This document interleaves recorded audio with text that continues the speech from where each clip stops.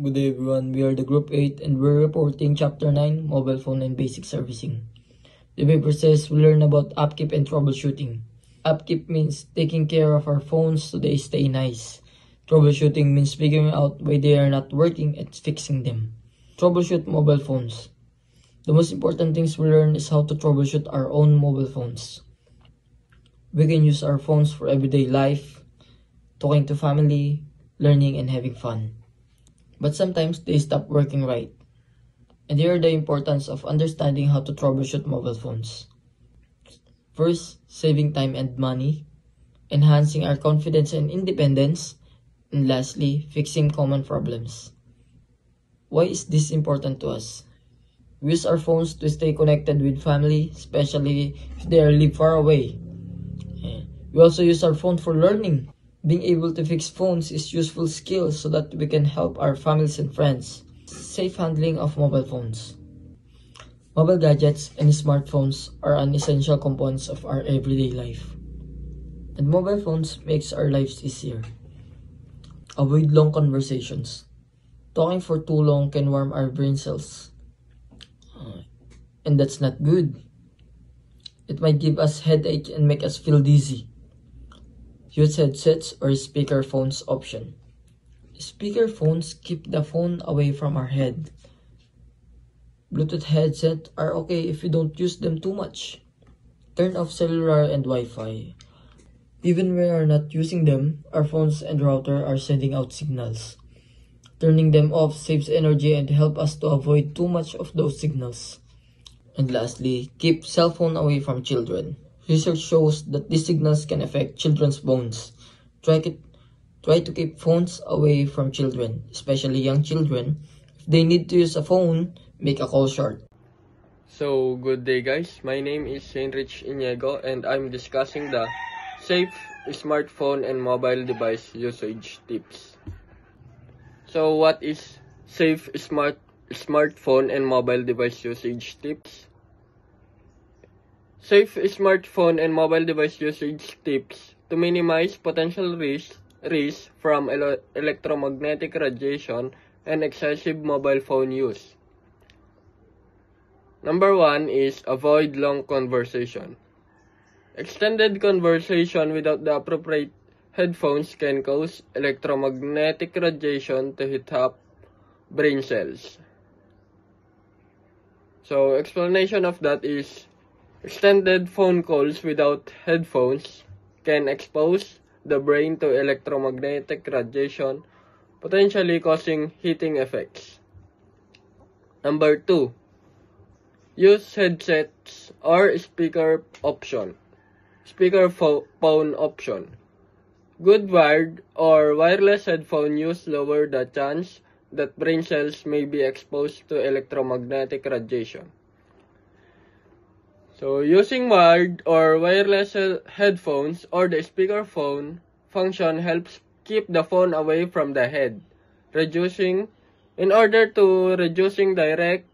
radiation exposure. Number 3, keep mobile devices away from your body.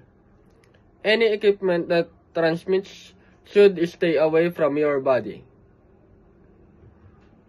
Avoid keeping mobile devices close to your body as they constantly emit signals that could expose you to radiation. Number 4, turn off cellular data and Wi-Fi. When not in use, turn off Bluetooth, Wi-Fi, and cellular data on your phone. Disabling unnecessary connection like Bluetooth, Wi-Fi, and mobile data reduces unnecessary radiation exposure. Number 5, avoid calls at places with low signal reception. If there is poor signal reception, mobile devices raise transmission power to maintain connection to the mobile tower. In weak signal areas, phones increase transmission power, emitting more radiation. It's better to wait for a stronger signal before making calls.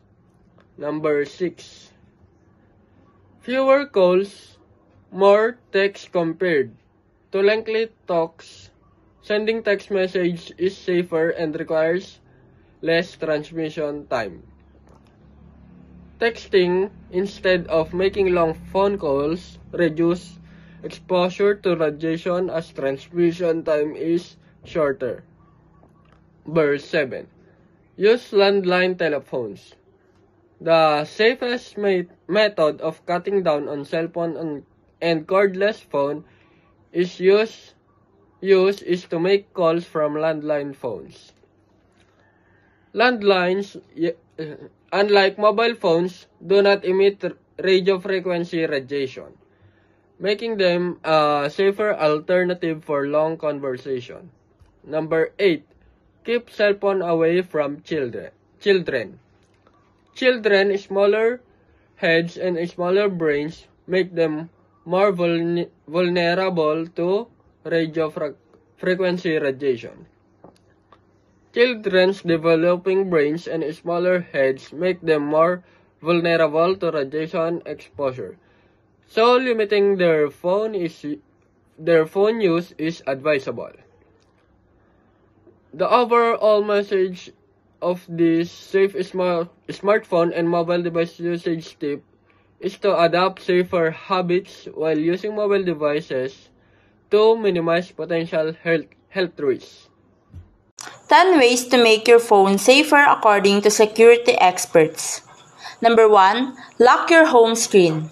Locking your home screen is an obvious solution to keeping your private information private and can protect you from unwanted eyes skimming through your phone. It protects your personal information and data by making it difficult for others to access your device without your permission. Number 2. Use caller protection apps. Apps like Burner and Firewall protect against hackers, pesky salespeople, and unwanted callers from having access to your phone. It helps users identify and block unwanted or potentially malicious calls such as spams, scams, or calls from unknown numbers, enhancing the privacy and security. Number 3. Avoid charging your phone in public ports. This one may hurt a little to discover, but charging your phone in public charging stations, the kind found in airports, transit stations, planes, conference, and shopping centers, it can make you susceptible to a security breach. Avoid charging your phone in public USB ports because they can be vulnerable to juice jacking, where hackers can access your device and steal data or install malware. Juice jacking refers to a type of cyber attack where hackers compromise public USB charging ports to gain access to your devices. Number 4. Use two-factor authentication. Extra steps can seem tedious, but this is not the case for two-factor authentication. Make it harder for unauthorized users to access information even if they have the password. Number 5. Update your phone software regularly. You may avoid accepting those notifications for phone updates like the plug, but doing so can reduce the chances of your phone being hacked. For enhanced security improvement, performance, and access to a new features of your phone, turn your Bluetooth and Wi-Fi off when not in use. Hacking Bluetooth channel is a common form of invasion hackers use to invade your privacy. Preventing unwanted connections like leaving Wi-Fi and Bluetooth on can lead to your device connecting to unknown networks or devices, which it can expose you to malware or unwanted data usage. For the privacy concerns, Wi-Fi and Bluetooth can track your location and device usage. Disabling them can help protect your privacy. Number 7. Stop jailbreaking or rooting your devices. Jailbreaking your iPhone or rooting your Android has a number of appealing benefits, like allowing you to customize your phone, improve battery life, or download unapproved apps. But think twice before you do it. The practice can also make your devices vulnerable. Number 8. Encrypt hotspot from being used by other devices. Hotspot make your life easier, giving you Wi-Fi and at your fingertips wherever you go. Number 9, store password in encrypted files. The most secure way to store or keep sensitive data on your phone is to use some form of password protected app to store data inside, like LastPass, they told Business Insider. This protects password while they are stored and in transit.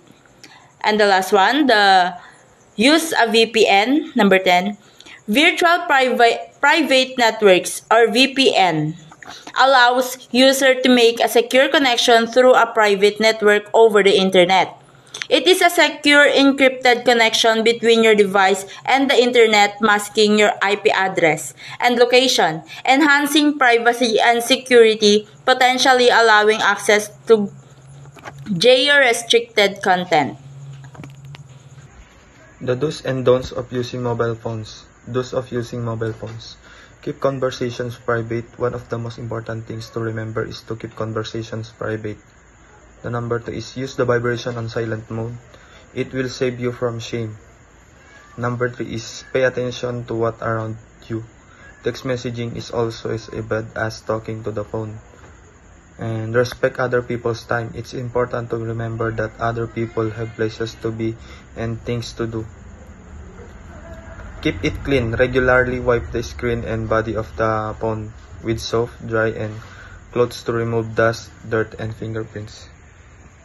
Use screen protectors and cases. Invest in a good quality screen protector and a sturdy case to protect your phone from scratches, cracks, and other physical damage. And the last one is handle with care. Be gentle while handling your phone, especially when inserting or removing SIM cards, memory cards, or connecting cables. Don'ts of using mobile phone. First, don't let your phone control you. You should control your phone, not the phone controlling you, because your phone is a tool. You should be in charge of how and when you use it. Overusing phone use can lead to a addiction. Be mindful of how much time you spend on your phone each day. Next, don't use your phone while driving.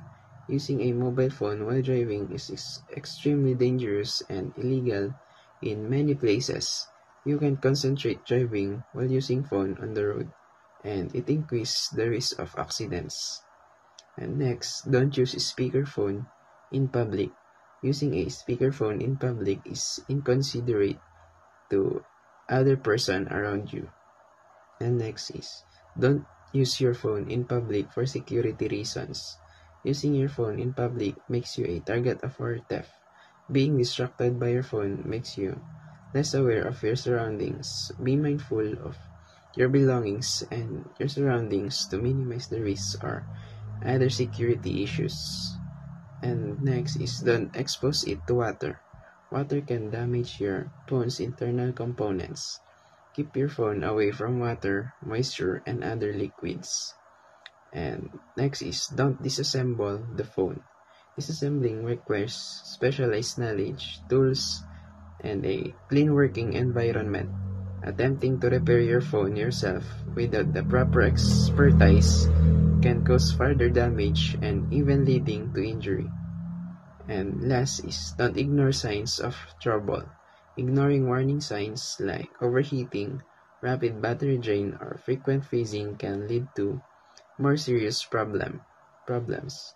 These issues could indicate hardware or software malfunctions that, if left unaddressed, might cause permanent damage or data loss.